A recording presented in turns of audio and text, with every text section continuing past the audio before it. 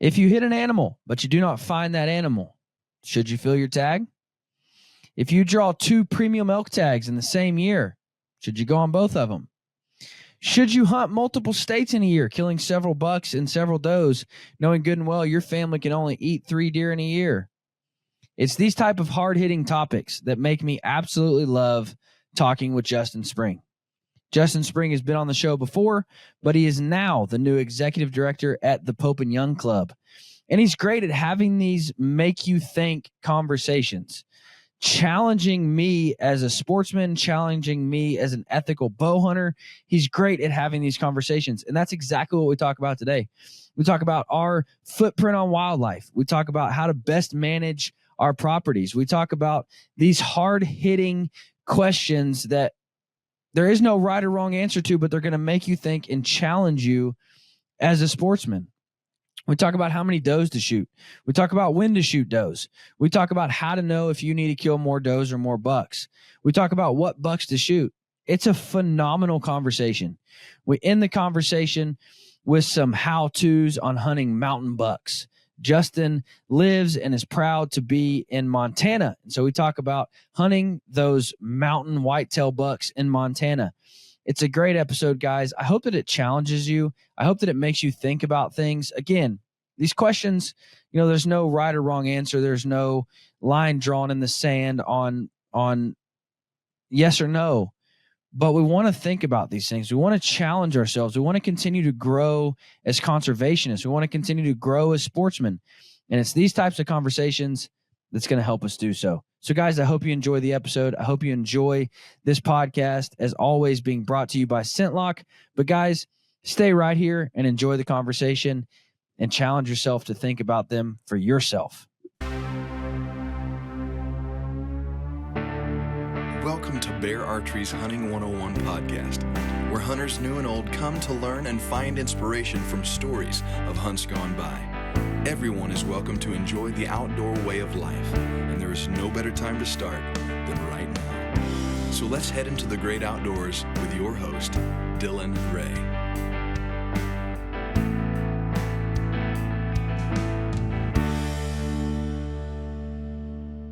Guys, if you have been around archery much at all, then you've probably heard the name Lancaster.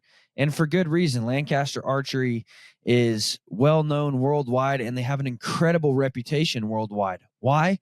Because they're archery experts on all things archery, from bow hunting to 3D shooting, from recurves to compounds. If it's archery, they not only sell the products, but they know the products. Guys, Lancaster is your one-stop shop for all things bear archery, every compound, recurve, all the equipment.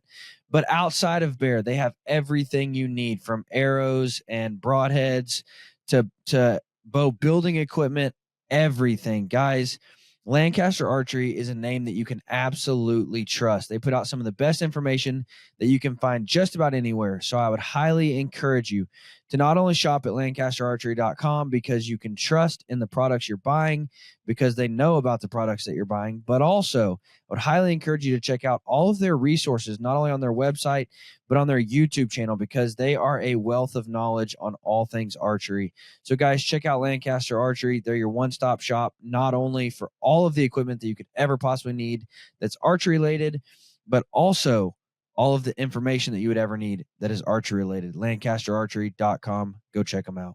Espresso. Yeah, I already pounded my my pot today. So a whole pot, huh? Well, usually by noon. I'll tell you what I started just I just love espresso, man. Like I have a couple of espressos a day and a couple cups a day of just regular coffee. But espresso's become my go-to. Really? Yeah, I'm just a straight black drip coffee guy. Nothing fancy. I mean, I don't know. They do have one of the local coffee companies has this Mission Mountain Grog is what it's called, and it's in a lot of our gas stations, and it's good stuff. It's about the only fancy coffee I like. Dude, I'll tell you what, Montana's got some dope coffee. Yeah. Real good coffee. Now, are you in one of the areas? I was at Blacktail Mountain last year, and you're driving down the road, and there's just these little cabin shacks, just like literally a 4x6 little cabin, and it just says coffee. And you pull up and just tell them what kind of coffee you want. Yep. It's like a snow cone stand, but for coffee. It was legit. They just opened one of those in the little town that I live in. So, we're about 30 miles from Missoula, but now I only have to drive 10 minutes to go to a coffee shop, which is exactly one of those. So Very cool. My coffee consumption could increase drastically. Justin Spring, everybody. A coffee addict by day, big game bow hunter by night. Justin, last time you were on the show, man, you were at Boone and Crockett. You've since made a life change and a career change. Well, not really a career change, same field, but made a job switch. First off, give everybody kind of your background at Boone and Crockett and where you're at now. So I went to work for Boone and Crockett in 2008 as the assistant director of Big Game Records. When Jack Renault retired in 2015, I moved into the role as director of Big Game Records, and then recently, as of a couple weeks ago, I have come over as the executive director for Pope and Young Club.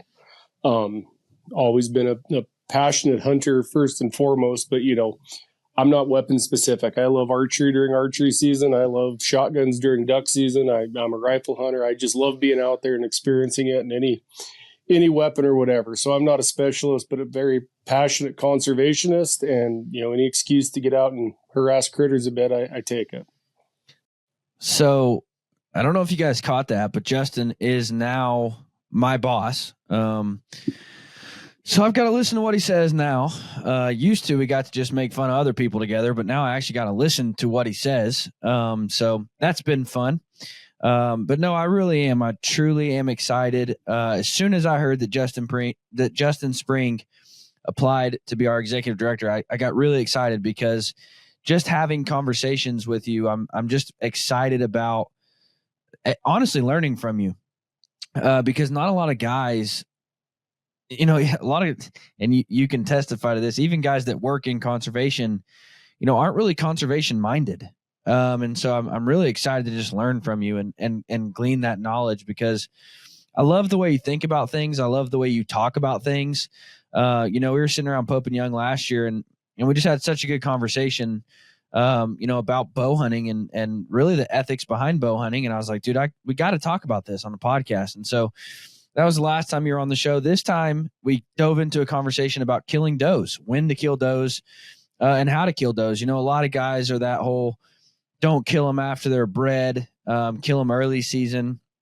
And so I just kind of asking you your take on that, from a conservation standpoint, from an ethical standpoint. What is your take on killing does, when to kill them? Obviously, it's the peak of the rut right now. But when is your preferred time to kill does? Well, I mean, this is kind of a longer story, and this idea of not shooting does, it really goes back to the beginning of the conservation movement in North America, the idea of fair chase, Boone and Crockett, the original reason that they set up a record system. At the time, our wildlife populations were at an all-time low. They could not sustain the harvest of females and the smaller bucks. And so the original conservation movement in the late 1800s was shifting the focus of hunters, saying, no, we're not going to take those females. We're not going to take those young bucks. We're going to continue to hunt, but only go for the largest, most mature male specimens so that these populations can recover. Basically, it worked. What we have now is robust wildlife populations across all of the country, pretty much. I mean, there's certain areas and certain species that aren't as well off as others. But when it comes to whitetail deer, man, you can shoot does to your heart's content. It's always appropriate, and it actually helps the herd. The number of whitetails we have across the landscape in many cases is too high. And so I personally don't think that there's ever a bad time to shoot a doe, as long as you're within the regulations of the state. Obviously, you don't poach something, but if the state says, hey, we'd like you to kill 10 does per person, you should be killing 10 does per person, because that's a management objective. So, if they give you a tag and they want that harvest to be made, it's the conservation minded movement to do it. Yeah, absolutely. Well, and That's kind of what we alluded to in our conversation the day of like, these guys are like, well, I don't want to kill them before they're bred. Or I don't want to kill them after they're bred. Well, so if your state, we'll take Montana. If Montana has said, we need you to kill 7 does, then they are counting for that doe's fawns, correct? I mean, they're counting that Correct. These 7 does are no longer going to be bred. So whether you kill them before they're bred or after they're bred, you're still taking off that doe and her offspring and her future offspring. So it doesn't quite matter if you do it before or after, right? No, it doesn't. And, one thing to take into account is there is certain areas that may be elk, for example, or deer under objective. In that case, maybe they issue a doe tag. That would be the time you try to take that older doe that's past her breeding prime. If we're talking about an area where we're trying to have a sustained harvest but increasing population, that's the time that we don't ever want to shoot that younger doe that has the highest breeding potential. Whether she's been bred or not, it's kind of irrelevant. What you're doing is taking out all of her future fawns. And so if the state's asking you to please, take these members of the population out to get us back to carrying capacity or where we think we need to be, again, it doesn't matter. I mean, if you're trying to reduce populations, the best thing you can do is take the youngest doe possible to, have the greatest effect on population numbers. So you're saying you do want to kill the youngest doe possible? If you're in an area that the population's over objective and you're trying to reduce your population, yes, from a management standpoint, that youngest doe that has the most breeding potential is your target animal to try to reduce the number of deer on the landscape. So if somebody, and let's take the state out of the picture and let's look at, piece of ground. Somebody's got, 800 acres in Kansas and they're trying to manage that piece of property. They want as close to a 1 buck to 1 doe ratio as they can get. Should they be targeting? Well, obviously this goes off of taking, and looking at the property and saying, okay, well, right now there's 4 to 1, but at what point does that switch to now let's not kill young does, let's kill, old mature does? How does that person decide what age structure of does they should be shooting? Well, realistically, each individual property is going to be a little bit different. Whether or not it's a wintering ground, whether the deer stay there year round, that dictates what you can really, what it can support. It's density dependent. If your resources, if all the deer in the area come to your property in the winter and are trying to live off of what you have planted, you're going to want a lower population so that they have more nutrients to get them throughout the winter. If they just kind of pass through there, it's just a breeding area, something during the rut when the bucks come in there and they bring does in there, it probably doesn't matter a whole lot. It really, each individual property and each individual, area is going to need, certain harvest pressures. And your biologist should be able to tell you that it's a little bit dangerous. There's a lot of ideas out there on how to correctly manage a piece of property for whatever the end goal may be. And in many cases, sometimes those ideas may not mesh exactly with what the state's trying to do. But again, there's not a one size fits all. For example, I don't have that much ground in Montana. We've got 40 acres we sit on here. We don't hold deer all winter. We kind of look at the overall population. We have never felt that our deer population was utilizing all the resources. They weren't overpopulated. We've never shot a doe on our property. Now, in other places in the state, that's completely not true. There's a ton of deer. I have no problem shooting a doe. But in my little 40 acres where I'm looking at, we don't have a density problem. There's plenty of forage. There's plenty of everything for the deer. And so we actually want them to expand. So we're not shooting any does at all. Again, that's my personal area. And the state's actually basically agreed with that. Is when we first moved out here, you could get a doe tag. They cut those doe tags significantly down. So that tells me in this area, they want to increase deer populations. This isn't a part of the state you want to shoot a doe. So given a land-to-land basis, if a landowner looks at their piece of ground, how do they know if they should shoot does or not? Like, even if, and we're saying, my county issues 6 doe tags, but I look at my piece of ground, how do I know if I should personally take does off of my ground or not? Again, you're looking at the overall herd health. Do you have a bad winter and then a bunch of the deer die? Do you have a ridiculous die off? Well, if that's the case, then you probably have too high of a population in that area. You've got to remember a whitetail's home range is generally going to be significantly more than one person's property. And so just looking at just your property may never give you that answer. It should be more of a collaborative. And, QDMA has done a great job with that mentality of letting the older deer grow a little bit, keeping your doe harvest in check, kind of working as a collaborative, covering the whole deer home range, more of a herd idea rather than just a single property. In that case, that's what I'd go on is, maybe you have a neighbor that kills everything that comes by and invites 150 people out there. Well, maybe on your property, you shouldn't be shooting some does because that harvest is already being met. Maybe you have a neighbor that only shoots one buck every 20 years and doesn't touch anything else. Well, you probably do need to be knocking some of those does off, just for the overall, region for the deer. Speaking of neighbors, I'm thankful for the neighbors I have. I do have good neighbors. But my neighboring property, the south border of my property, literally turns into Oklahoma. So, I've shot deer several times and they run into Oklahoma to die. Well, their muzzleloader season opened this weekend. So I was sitting there with my bow in hand and I just hear shots going off and I'm like, great, they're having a good time just 200 yards away. But no, I do have good neighbors, but that was a little frustrating. My son goes, what was that? And I go, well, son, that was people taking advantage of an early muzzleloader season there, buddy. But yeah, so now, what's your idea behind, if you look at, because you're absolutely right. You can't look at your piece of ground and just say, these are my deer. This is how I'm going to manage it. So on a personal level, what do you think an individual can do to best influence their deer herds? And you're right. Whether I own 800 acres or 40 acres, those deer are going on to other people's properties. They're crossing property boundaries. They're going elsewhere. It doesn't matter if I have 7,000 acres. There's deer that are leaving that place and going to other people's property. But what can the individual hunter say? You know what? Justin's probably right. I can never, make the deer herd like Lee and Tiffany Lukowski's, but here's some things I can put into practice.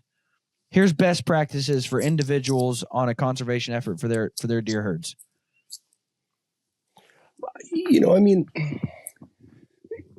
You've got to look at your entire area and your property as a puzzle piece in the overall ecology of the area.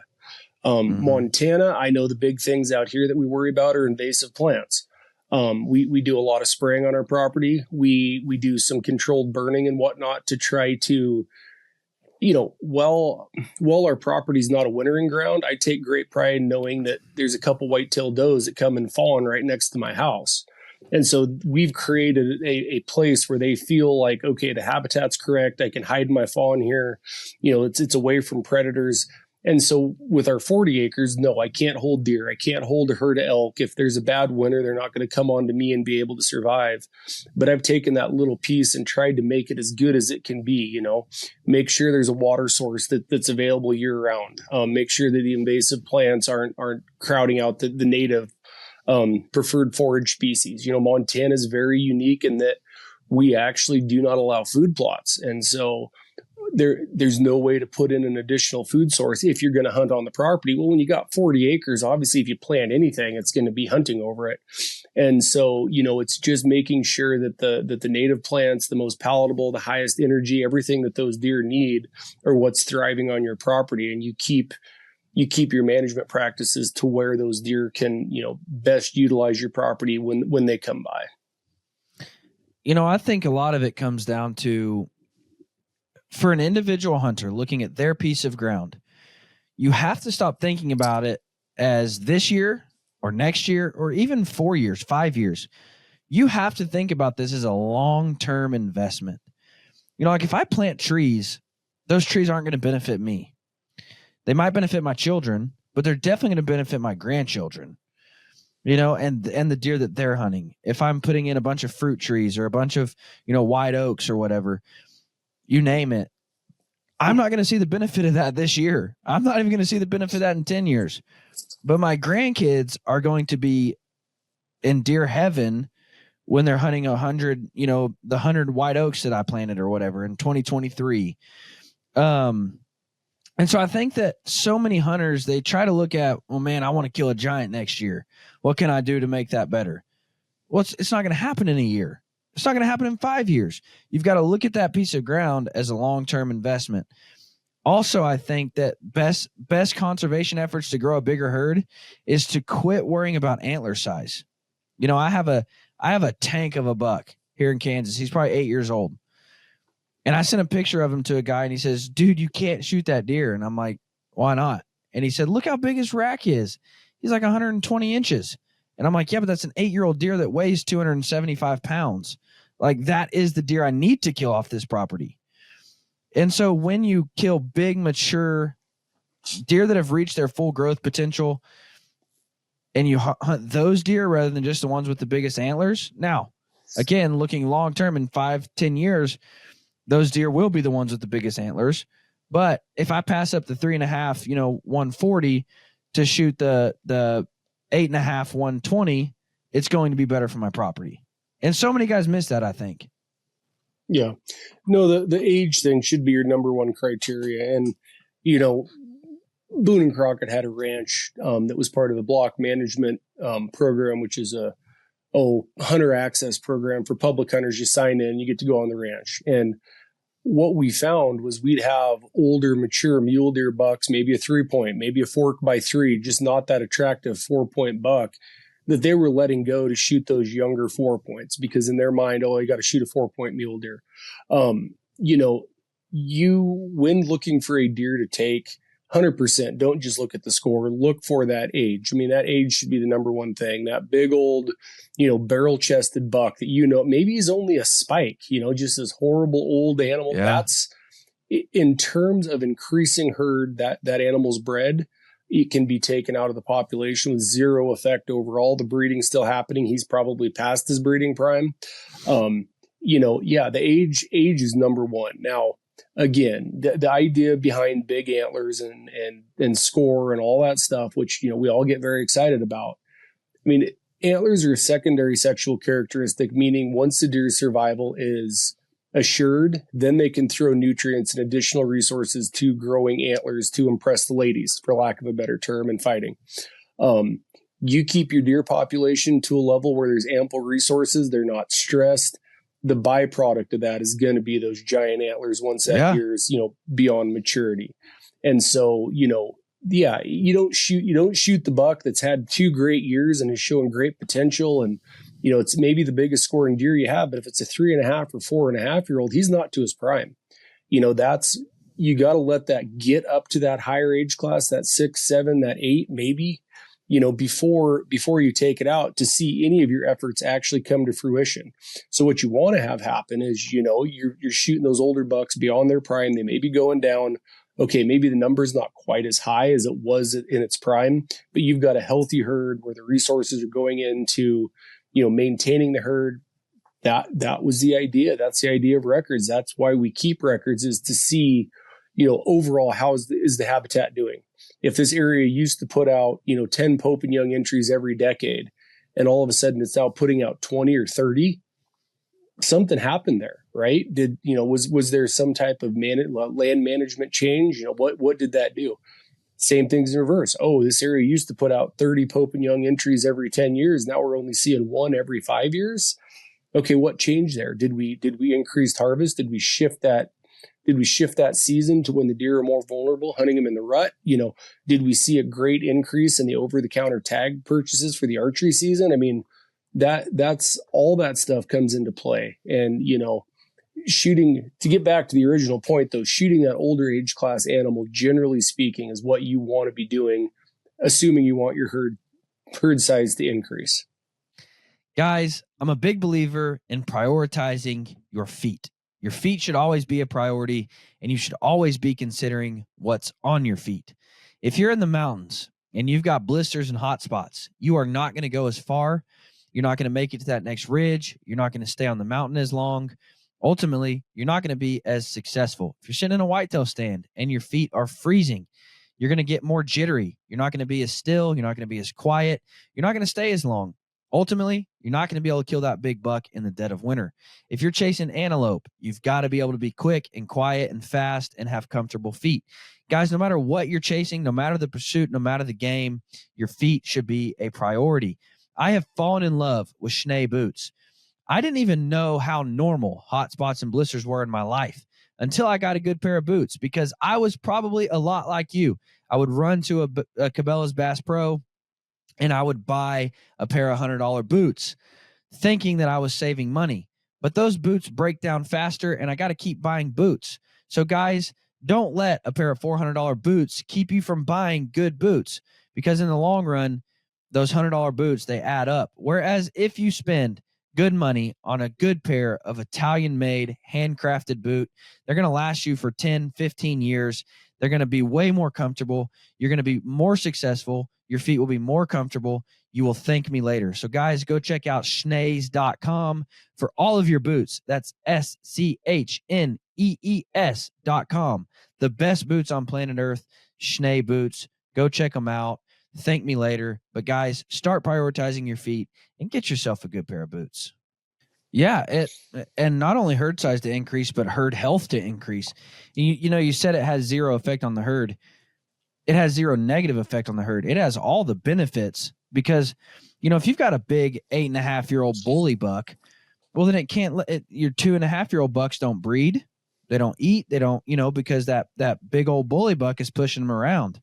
And those bucks can't grow because this 8.5-year-old deer that's already past his prime is taking up food. He's taking up bedding. So your younger deer that have potential can't grow that in that stress-free environment like Justin talked about, because those older deer. Now, don't get either of us wrong. We both care about big animals. We like hunting big animals. We both work for Pope and Young. However, that right there in and of itself, Justin, is one of the biggest misconceptions about Pope and Young, is that they only care about the big animals. They're only record book driven. Though that's a good old boys club, and you got to kill giants to belong to that club. Absolutely not. The minimum entry for a whitetail, typical whitetail, is 125 inches. That's not giant, guys. If you've hunted any time at all, you've probably at least seen a 125. I don't even care where you're from. I grew up born and raised in Arkansas, where deer are no bigger than a chocolate lab, and I had hunted 125-inch whitetails. You've probably seen them. You've probably hunted them. You've probably shot them. But the misconception is that Pope and Young only cares about the giants. The only reason the reason the record book was started, not the only reason, is to be able to take data to different state organizations and different state legislators and show that archery was a legitimate means of harvesting big game animals. And so that 125 mark, and we could dive into all the other species and their minimums, but we won't. But that 125 mark basically just showed that was a mature whitetail. That was a bigger, mature whitetail that had been taken with archery equipment. So guys, while yes, Pope and Young, we do care about new world records. We do care about big, giant, beautiful antlers like we all do. Pope and Young is a conservation organization that cares about helping increase deer populations, elk populations, mule deer populations, polar bear, muskox, you name it. And the reason that record book exists is so that we have data to be able to look back on and see if what we're doing is working or if what we're doing is hindering the population of deer in your state, in your county. So don't get us wrong. We do care about big animals, but killing the deer with the biggest antlers doesn't necessarily always mean that you're doing what's best for your ground. Yeah. The other thing on that too, Dylan, the records, people don't, why I've already got a 155 that I took with my bow that I put in Pope and Young. Why would I put in this 140? Why would I put in this 125? At the end of the day, it's a data set. Okay. And so as we have different technologies, different season structures, different things, we become more efficient as archers. Well, what's the effect on that? Are we killing more of these deer? Are we killing less of these deer? Are they not getting as old? I mean, what is the effect? And so every single animal that qualifies, either for Pope and Young, Boone and Crockett, any of the organizations that have a record book, none of them are exclusive. BNC's mission was a particular mission. Pope and Young's is to promote archery and ensure, that archery hunting goes forward. Part of that is the conservation mission. The biggest reason I came over to Pope and Young is I'm really passionate about making sure the opportunity and the animals and the wild places are there into the future so archery hunting can continue. That's what my fire is. And so, is a conservation thing. If you don't care about your name in the book, I don't care if my name's next to a big animal. I mean, is it kind of cool? Sure. But in the long run, that's your piece for conservation, is to try to, put those deer in. And even if it is smaller than your biggest one, that's not the point. If the deer in this county used to be 155 and now they're 135, well, there's a conservation issue there that needs to be looked into. And so that's why every single qualifying animal, it's a data point. You don't want to put your name in the book. That's fine. It was never supposed to be about just purely recognizing a hunter's, prowess. It was supposed to be, hey, this is an effective methodology. This works. These are the caliber of animals that you can take with archery. This is a worthwhile tool to have in your toolbox as a manager. We'll talk about this more in the future, but if you look at the Western states now, 20, 30 years to draw an elk tag, to draw a sheep tag, if you ever draw it in your life, we're too successful.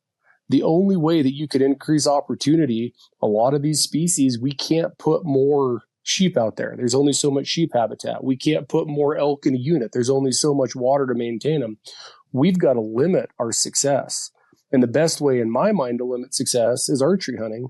Not that it's not a successful tactic, but you've got a lot smaller footprint when you're out there with your bow. You're not shooting 800 yards. You're not shooting 1,000 yards. You've got to get close. You still get that experience. You still get to hunt. You get to see the giant bulls. It's just, if you find a big one, it's not a guarantee that you're going to be able to get a shot at it, which in some cases with some of the newer emerging technologies, you could argue if you can see it, you can kill it. And I just don't think that's sustainable. So I think archery, even more so into the future, will be a very important tool for the state management to use, because they can sell these tags. The hunter gets the opportunity, but your harvest success is going to be lower, therefore allowing more people to go afield. I heard an interesting is the only word I can think of to use. I heard an interesting idea. This guy said, I think, especially in those kind of areas like you're talking about, he said, I think you should never be able to get a rifle tag until you've shot one with a bow. Once you've punched an archery tag, then you're eligible to get even drawn for that rifle tag. And he said, if we want to take it a step further, in areas that it's way, the success rate's way too high, you can't draw a compound tag until you've punched a traditional tag. And then you can't draw that rifle tag until you've shot that compound, until you've punched a tag with your compound. And I'm like, it's kind of a crazy thought, but there are pieces of ground, there are, those one-off draw areas. I can think of one back from where I'm from, and you could never hunt them with a rifle until you've, successfully harvested on the archery equipment. It's interesting to think about.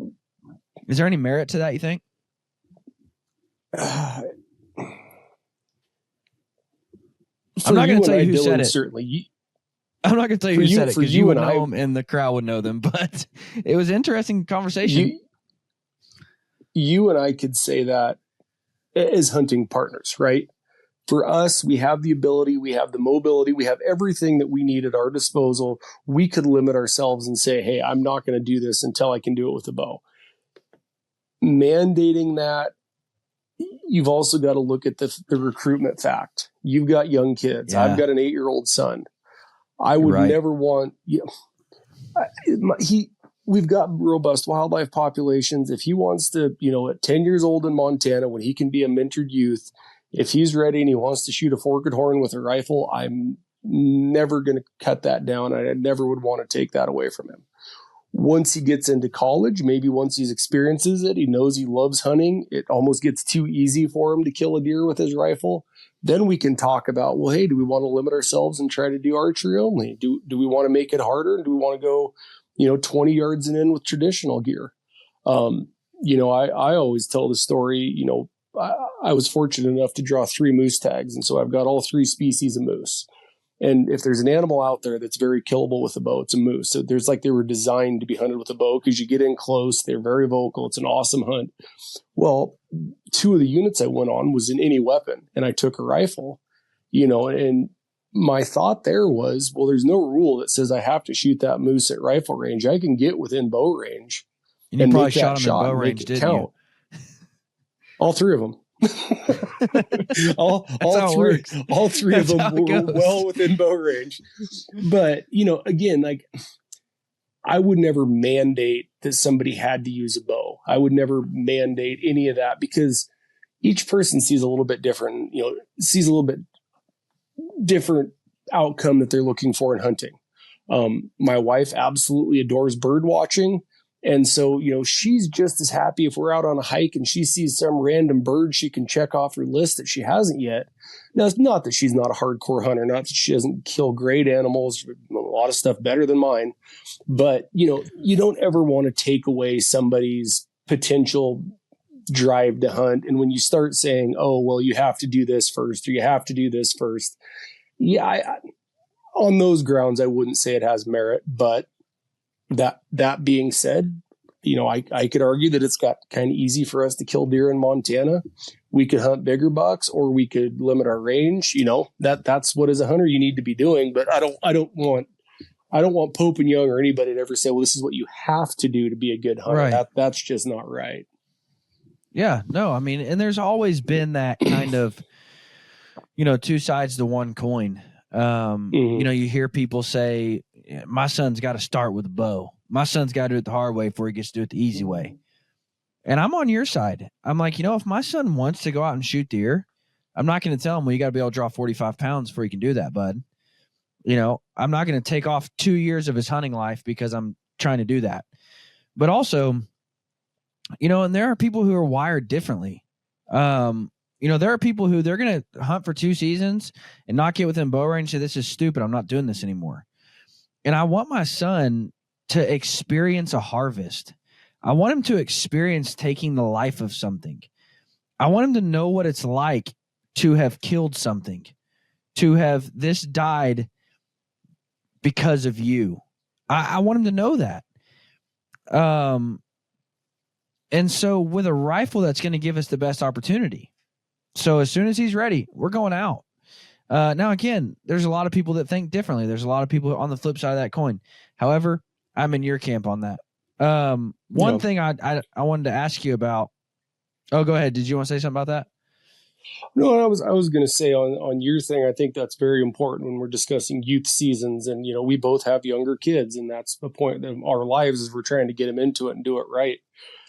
I think that acknowledgement that they took a life and a recognition that's what's at stake, that is the most important thing that you as a parent need to be watching for. You look at a lot of these youth hunters and they tell their stories, and sure, 6-year-old or 7-year-old in some states can 100% legally kill an animal. But when they tell the story, there is no comprehension of what their actions actually entailed. I had a great weekend this weekend with my wife and son. We were floating a river. I had a swan tag. My son was there as we were cleaning the swan, and he's like, man, I feel bad for the swan. Like what did the swan do to deserve this? And I was like, well, buddy, didn't do anything to deserve this, but this is how we survive. And so he's starting to get that idea that like we're taking a life. It's not just wanton killing. Like if we're going to do this, we respect it, we utilize it.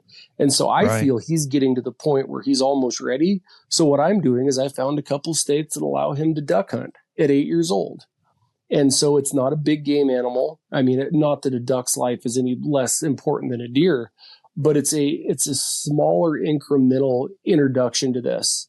And I think, anytime I get a chance to talk about this, if you're going to get your kids involved, yes, there's statistics that say, oh, the earlier you get them, the better. Yeah, but we need them to understand that we are taking something's life. Yes, we're utilizing it. Yes, we're proud of it. Yes, we take great pride in our ability to put something on the table or on the wall or whatever it may be. But I feel if you let kids just start shooting stuff as soon as they can because they can and they don't get that education, man, that's going to hurt the entire industry in the long run. And that's what I heard this guy, and he was talking about wounding an animal. He said, yeah, I hit it a little far back. It's not dead. And somebody else said, would you go, how long did you look for it? How far did you trail it? And he said, I didn't, it was just a doe. And I just knew the hit was too far back. And I thought to myself, the words came out of your mouth just now, just a doe. Why is that doe's life any less valuable than a 220 buck's life? It's not. Mm-mm. But you obviously don't understand what you're doing. Like, you obviously don't understand, as a sportsman and as a conservationist, what you're doing. You're out there just to kill stuff. You're out there just to put something on the wall. And that's sick. And I think that is due to a generation that was not taught the implications of what you're doing and taking a life. Yeah. And so I just want to make dang sure that I'm teaching my son as we go, what are we doing here? And, like, when we see a bird and he's like, Dad, shoot it. I'm like, no, we're not going to shoot the bird. And he's like, why not? And I'm like, because we're not here to bird hunt. We're not going to eat that bird. It's not bird season. Here's why. Here's the 10 reasons why. Now, if you want to come back out during season, let's absolutely shoot some birds, dude, and we'll cook them up and eat them. However, I'm not going to eat that crow that's landing in the field, while we're deer hunting. I'm not. And so teaching him these sort of things, about why we're doing what we do. Like, yeah, Dad loves this. Dad loves killing. And yeah, we want to kill a big giant deer. But dude, it's so much more than that. Right. And that's why I wanted to ask you that the value of that life and the value of that tag in your pocket. You have a relationship with Steve Ranella. I was watching an episode of him one time, and he did something really interesting. So I want to have your take on this. He shot, I think it was an elk, and he never found it. But based off the hit, based off the blood, he thought that elk was probably dead. And so he notched his tag. He said, I'm not going to find that elk. Does he live? Maybe, possibly. But I think he's probably dead. So I'm going to notch my tag. I highly respected him for that. Do you think that's a good practice? And not whether we decide it's a good practice or not. I'm not bashing Steve Ranella in any way, because that was highly, highly respectable what he did. Would I have done it? No, I would have kept hunting. But that was highly respectable. I've found myself in a similar situation where, I tried to do it, and honestly, I saw another bigger buck later on, and I couldn't hold off. And my hat's off to Steve. Yeah, absolutely. I feel like it also really depends on, and as bad as this sounds, if I were to wound a sheep and the desire that people have to hunt sheep, I would 100% quit. Obviously I'd do everything I could to try to find that sheep, but I guess it's happened to me a few times of where, I hit a bull in the shoulder archery hunting in Utah. We followed him for 3 days. I saw him running cows. He was 100% fine. My buddies were having the conversation with me like, man, why don't we go after a different bull? We've got him pretty spooked. And I'm like, no, I messed up. I didn't make a good shot. I shoulder stuck him. Yeah, I got the arrow back. Everything's telling me that bull's fine, but that's my bull. Now, if we can kill him, heck yeah.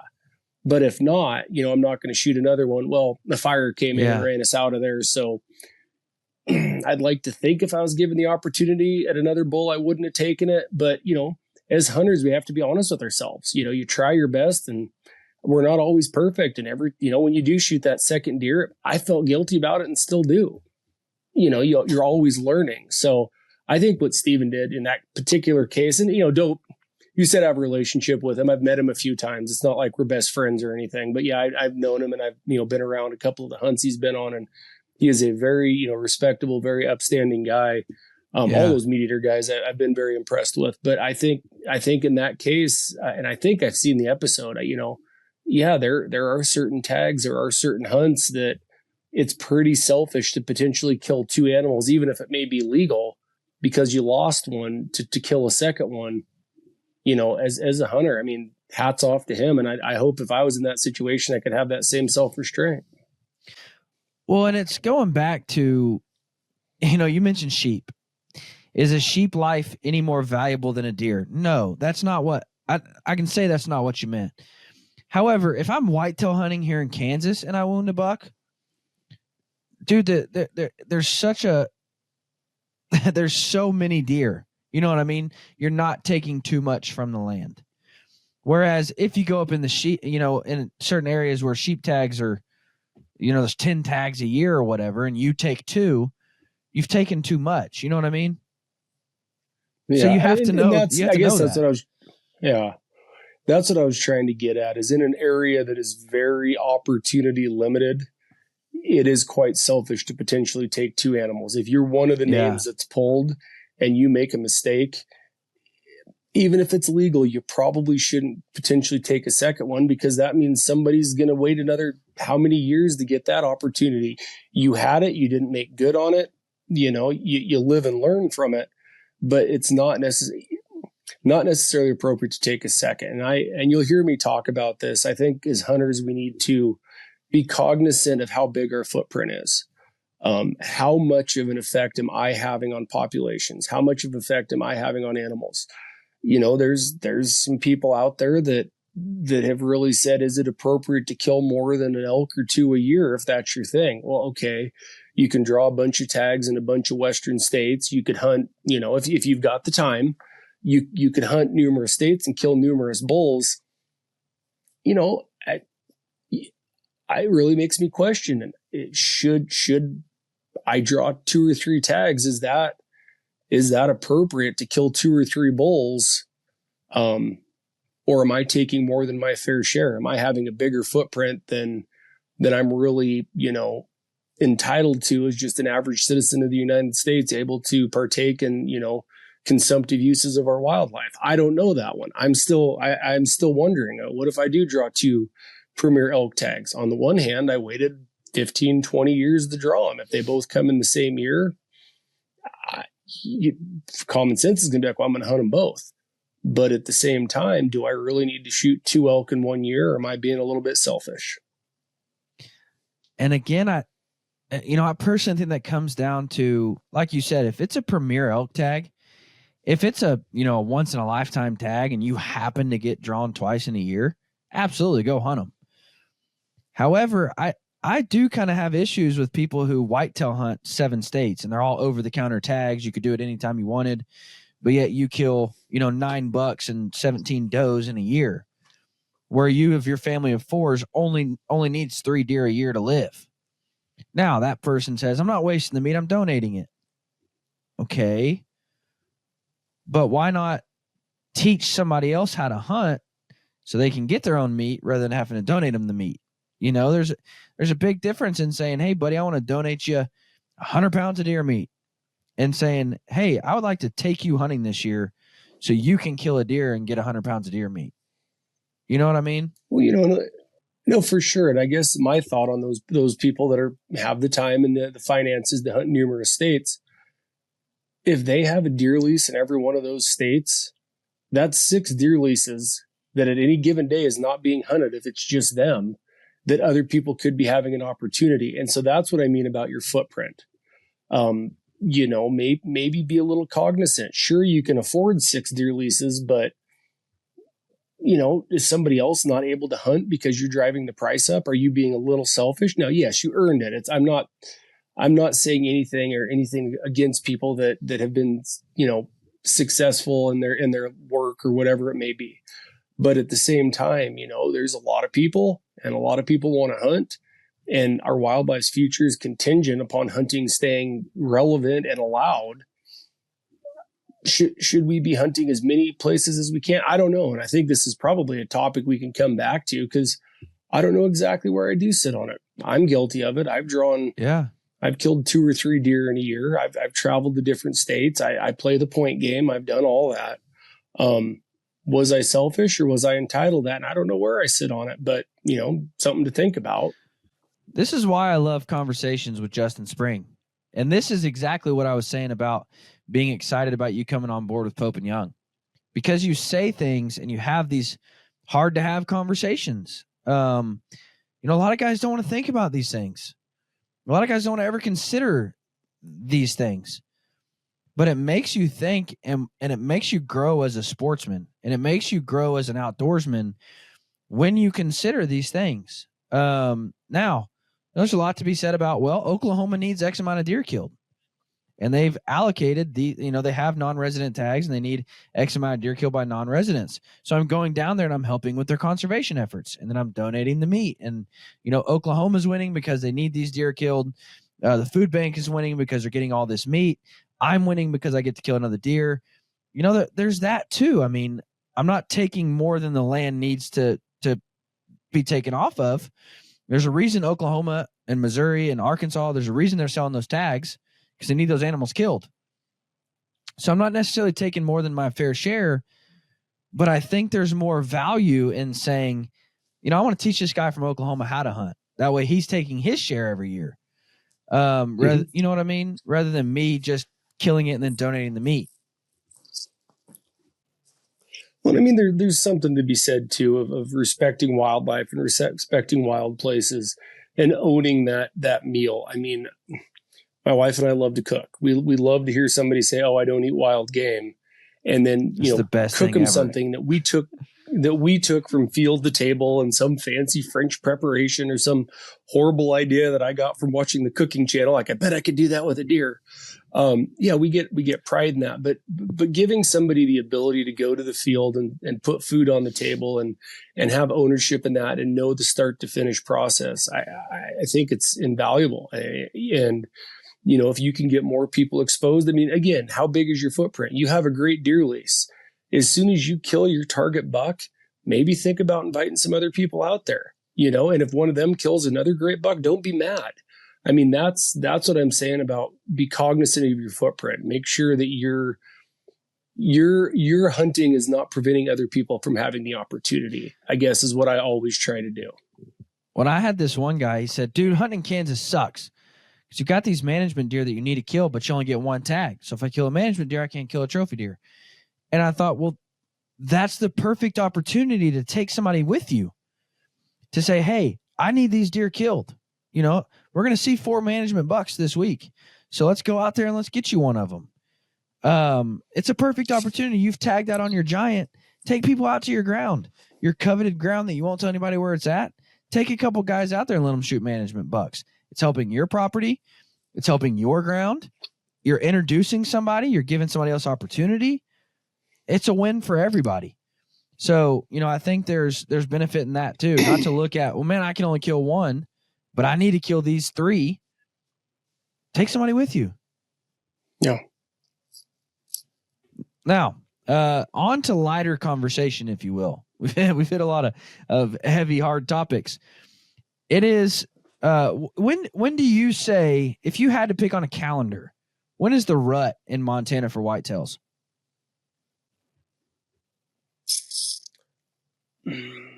I cannot divulge that information in a public setting. No, it's. I would say right now we're starting to see the whitetail are a little bit before.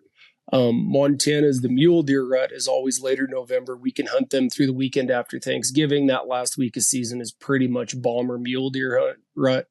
You will see the whitetails rutting that late, but similar to a lot of the country, especially the northern latitudes, we are right now is pretty darn good. A lot of people discuss, oh, the rut didn't happen. Oh, the rut's spread out. Oh, the rut's late. The rut's early. You got to remember, the further north you go, the narrower window these animals have to be bred and then drop a fawn the corresponding spring. If it's not dropped at the right time, that fawn survival goes to almost nothing. And so we see it a lot in the elk rut out here. And whitetails are a little bit more adaptable. They're not as tight as, say, the mule deer or the elk. But, the breeding, just because you're not seeing rutting activity doesn't mean the rut's not happening. It could be going on at night. It can be, there's a lot of things that can come to play. And so when you look at the rut predictions on, well, the rut is going to be peak at this time. Yes, that's when the majority of the breeding has to happen so that the majority of the fawns hit the ground so many days after, whatever the gestation period is for that particular location. And so, right now we're starting to get there. We're not quite to peak breeding, but we're definitely in the pre-rut. I am in big fan of hunting pre-rut and not rut, lockdown, all that stuff. It holds true for a lot of animals. You want to be out there when they're trying to assert dominance. So yeah, right now is a good time for whitetails, but they will show rut activity all the way through November here. You know what? And you're right. There is that time. And I looked back today. I was interested to know I'm going on a hunt. Just so you know, I'm taking off next Monday and Tuesday. I'm going on a hunt next Monday and Tuesday at, like, I'm talking prime ground. I mean, some of the best whitetail ground in my area ever. And I started thinking, I'm like, I wonder if that falls. And so I started looking back at all my pictures of past deer.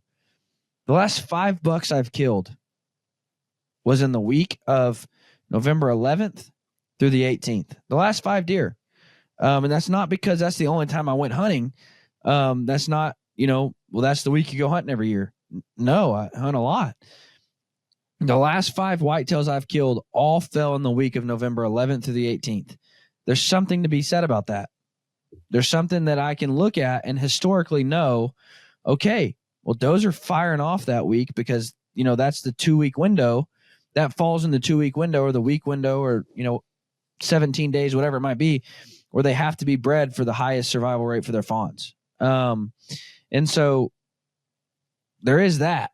And so I have to take a step back. I have said a lot of times my single favorite day to hunt is November 7th. I've said that many times.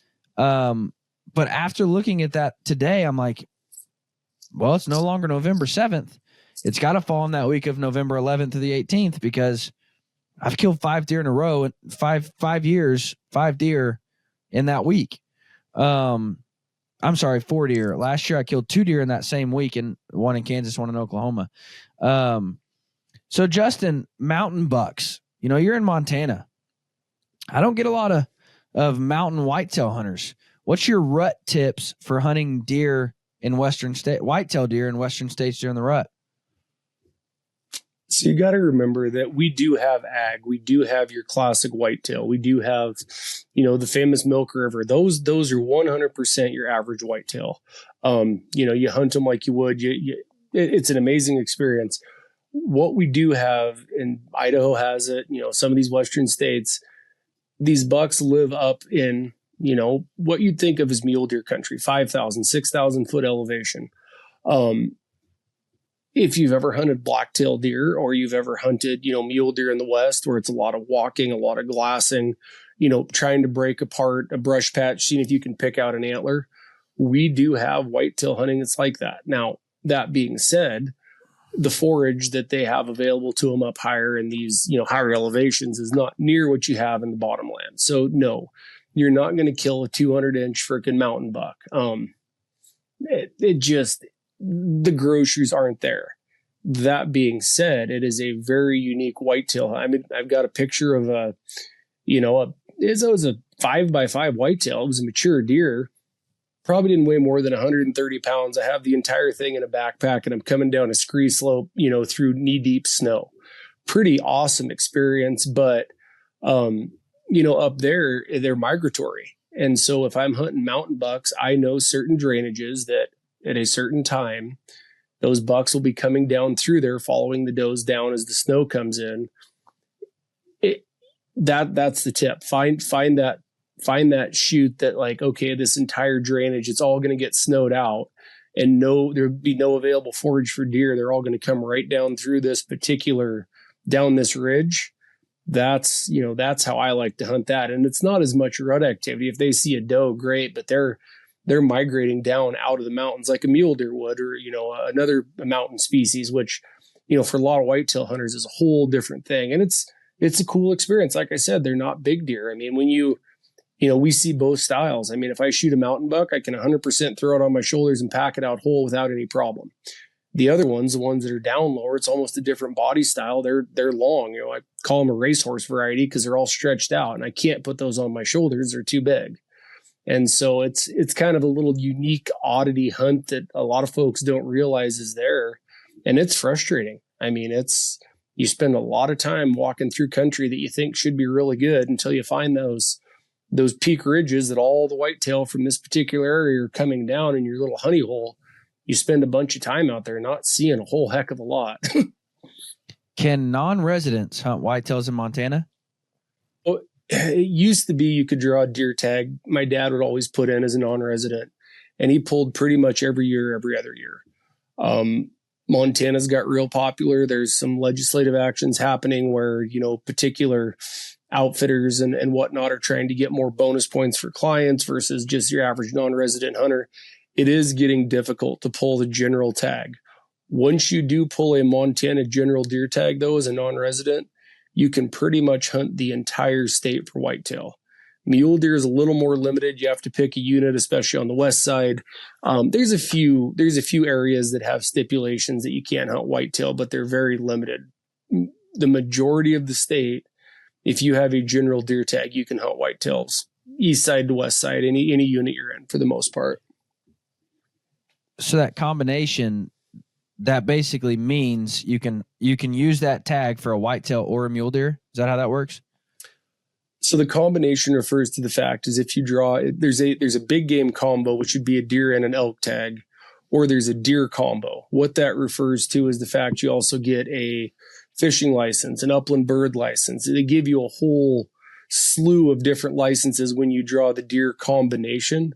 And so it's not, a deer tag, each unit has different regulations on muleys and whitetails. Generally speaking, your general deer tag in most all units is valid on a whitetail buck. Very cool. Well, dude, I'm putting in. I'm coming to Montana 2024. You better be ready to guide me. I know that. You better have a deer nailed down. I'll send you to where they live. You just got to get there and then get out. That's the hard part. Dodge the grizzly bears. That's what I tell everybody. In Montana, there's a bear behind every tree. And if you get far enough east that you're out of trees and there's a rattlesnake behind every rock, you don't want to come here. Yeah, no kidding. Guys, if you run any kind of supplement for your deer, which you absolutely should, there are things that deer need. And I have found that when I run supplements for my deer, it keeps them on my property so they don't go wandering off onto other properties looking for that thing that they're needing.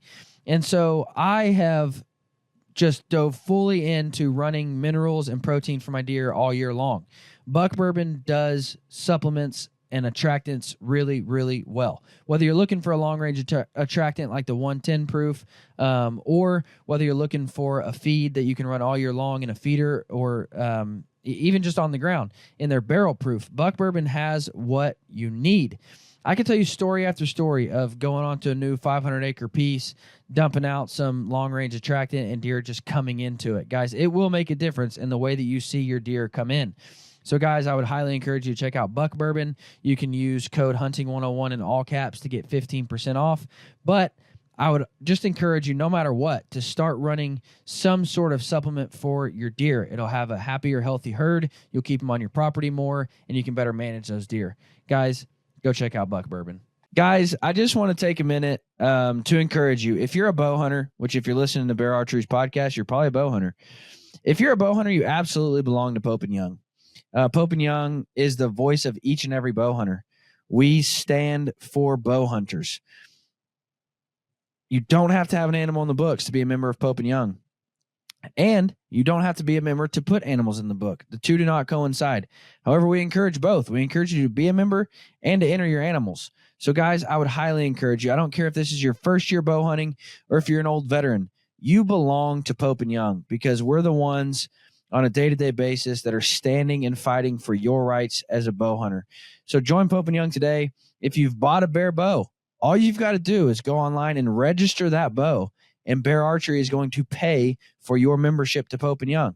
So if you've got that brand new Persist, if you've got the brand new Whitetail Max, if you've got any of the new Alaskan XTs, whatever you're shooting, register that bow online, and Bear is going to pay for your first-year membership to Pope & Young. Guys, thank you so much for listening. I hope that it is the peak of the rut. That, and we're only about a week away from that sweet week for me, November 11th through the 17th, 18th. So get out there and hunt, guys. Enjoy the rut. As always, I would love to share in your success, so shoot me over an email with your pictures. I'd love to see those. But, guys, thank you for listening. Y'all have a fantastic week.